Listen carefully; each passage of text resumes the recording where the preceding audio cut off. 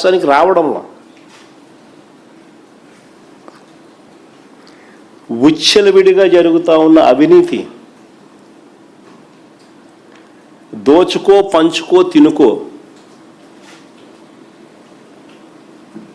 అందరూ జాయింట్గా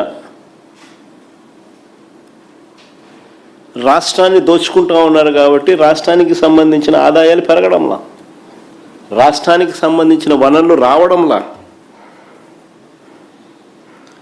చంద్రబాబు నాయుడు గారు, ఆయన బినామీలు, ఆయన పార్టీ ఎమ్మెల్యేలు, ఆయన ఎల్లో మీడియా సహచరులు దోచుకో పంచుకో తినుకో పరిస్థితిలో ఏకంగా ఇసుకని వదలడంలా, మట్టిని వదలడంలా, సిలికాను వదలడంలా, క్వాడ్స్ను వదలడంలా, లాటరైట్ను వదలడంలా, గ్రనైట్లను వదలడంలా, లిక్కర్ వదలడంలా, లిక్కర్ మాఫియా నడుస్తూ ఉంది, భూములు వదలడంలా, అధిక రేట్లకు పీపీఏలు,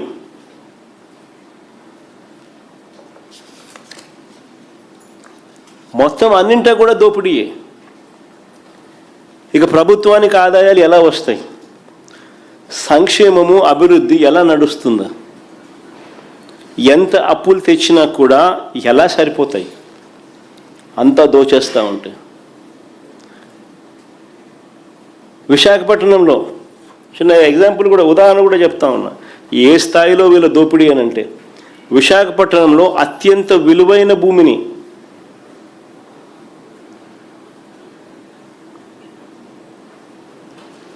$54 ఎకరాలు 5,000 కోట్లు విలువ చేసే భూమి ఏకంగా చంద్రబాబు నాయుడు గారు ఏకంగా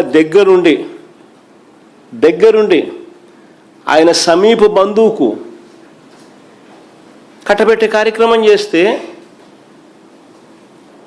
రాష్ట్రానికి ఆదాయాలు ఎలా వస్తాయి?